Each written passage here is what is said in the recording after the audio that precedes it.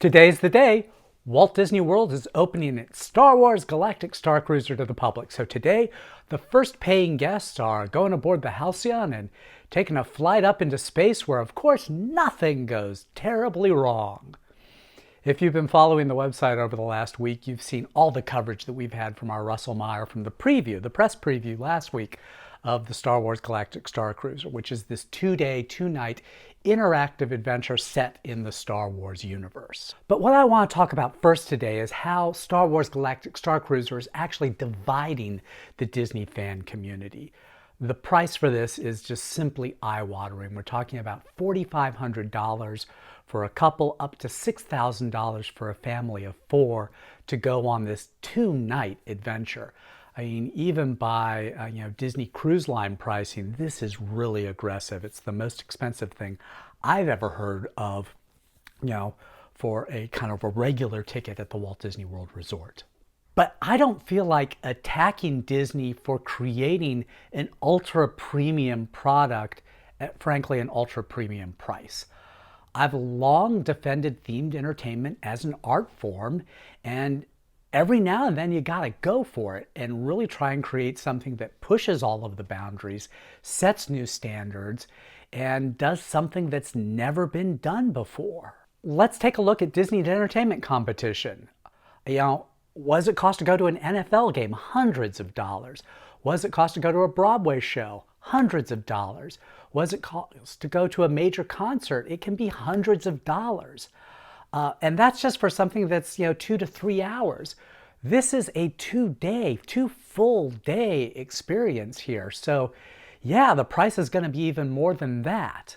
That said, I agree that it sucks that it costs the equivalent of what a person earns in an entire week to go to a football game or to go see a concert or to go see a show. The pricing for out-of-home entertainment has gotten ridiculous in many quarters. But that's not Disney's fault. This is a situation where, it comes down to the old don't hate the player, hate the game. And how we address that issue goes far beyond the scope of what I'm talking about here at Theme Park Insider. I mean, that gets into a whole bunch of economic issues that have basically created this class of haves and another larger class of have-nots in American society today. If you really want to see, some economic justice, there are a whole lot of places I could point you online that are talking about that right now, and you should get involved. But when it comes down to Disney and this particular project, I understand and I hear the frustration from so many people that they would love to experience something like this, but they are never going to be able to do that. And it's my hope that Disney takes what it has learned from Star Wars Galactic Starcruiser and will be learning over the next several months, and then allows that to become part of other experiences that are going to be more accessible to more Disney fans.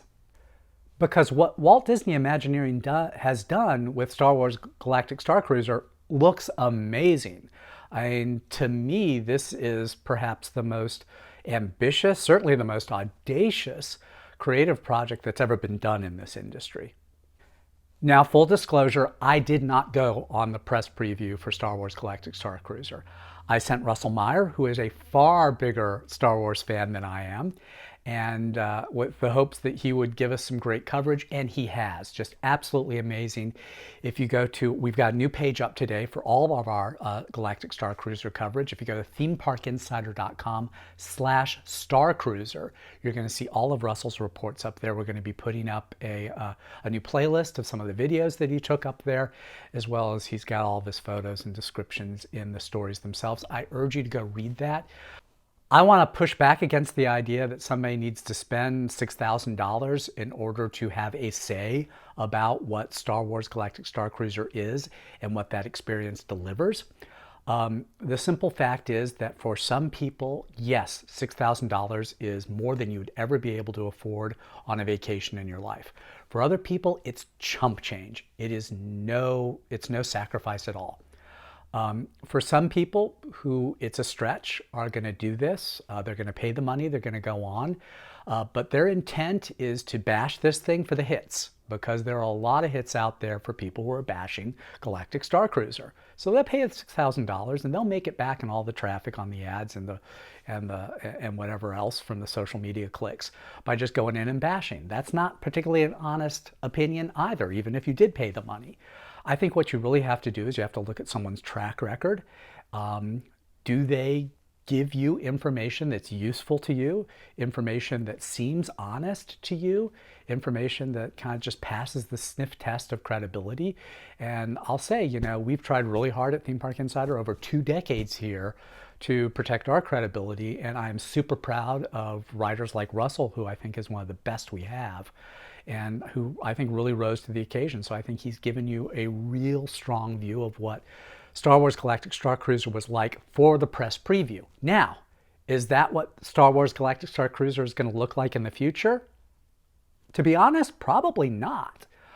This is a really people-dependent attraction. This is live performance, ultimately. Yeah, there are some practical effects in this thing. There's a lot of decoration. There's a lot of software involved. But this is honestly, it's driven by the live performers that are on that ship. And it's also driven by your fellow passengers on that ship and how into it they are. One of the points that Russell made that really resonated with me is that Disney's using the high price for this as a barrier to entry to ensure that the people who go on are really going to be into it, that they're going to embrace this interactive spirit and really get into playing a role. And you've got all these people who are just, they're just looky-loos, they're just passive about it, they're in their shorts and their t-shirt, they're, just there to consume, they're not participating. It's not going to be the same thing. You want to be in there with a bunch of other hardcore Star Wars fans, people who've got their entire family, friend group together, and they're all getting into this so that that becomes contagious and it becomes something truly great. Now, maybe there was some other way that Disney could ensure that this thing is packed with Star Wars fans rather than, jacking up the price to where it is. But frankly, this ain't cheap. Employing all the people that are on, we're talking about this is a live theater experience where you're doing, performances with there's 10 other people in the room. You've got one-on-one interaction with people. This stuff ain't cheap. So yeah, at some point this was going to be expensive. Did it have to be as expensive as it is? Well, Disney is pricing what it believes the market can bear. And with only 100 rooms on this thing, with 3 or 4 sailings, if you will, every week, I think I did the math on this. I did the math on this thing. I think it came out to something like 18,000 customers a year on this. That's all Disney needs to book. But if you're talking about between $5,000 and $6,000 per customer on this, you're making as much revenue as like a Six Flags park does for the year with just Galactic Starcruiser. This could be a big moneymaker for Disney. So hopefully if it is, then that helps encourage Disney to create more of these things, which would then perhaps help bring the price down, or actually encourages other people to get into this business, which would also create some price pressure. I said that I sent Russell, because he's a bigger Star Wars fan than I am. No one in my family cares about Star Wars. I really wasn't looking forward to the idea of going to this thing on my own. Now, granted, if Universal hops into this game and does Harry Potter, the Niles family is going to be there. Absolutely.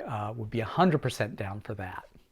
Anyway, I write about a lot of this in my Orange County Register newspaper column this week about the division that this is causing in the fan community.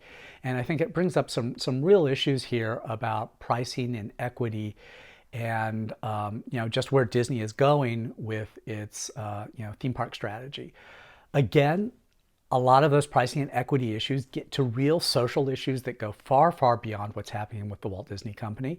And, as much as I try to keep the focus on theme parks at Theme Park Insider, every now and then I got to acknowledge that we live within the context of a broader outside world. And this is one of the ways that what's happening in that broader outside world is affecting fans in the theme park community. And we should acknowledge that this simply isn't an issue of Disney or Bob Chapek being greedy. This is something that is affecting out-of-home entertainment across the economy, where stuff is getting stupid, ridiculous expensive compared to what the average person is bringing home as income in a week. But I also want to celebrate that the Imagineers created something amazing here, that we've learned more about what's possible in themed entertainment. And I hope that this serves as an inspiration for a lot of other designers at a lot of other companies to try a lot of other projects that really push the boundary here. And if enough of them do that, perhaps that then can become more accessible to more people. Anyway, I'm looking forward to seeing how this project evolves and changes over the next several months. I know that Russell had said he was about to book a trip for his family when I gave him the call to go on the press preview. I hope that he does. I hope that other Theme Park Insider readers do, and they check in with us. Let us know how things are going, because I'd really like to see, like I said, how this evolves over time, because this is interactivity on a scale that we just haven't seen before. And what happens with this is going to tell us a lot about the feasibility of additional projects like this that Disney and other companies might do in the future. So please, if you'd like to learn more about Star Wars Galactic Starcruiser and the experience on the Halcyon, please visit us at themeparkinsider.com/starcruiser. Check that out. As we have new articles coming up about this, I'll add it to that page.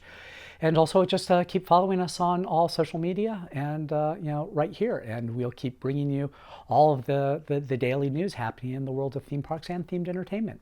Thanks for watching.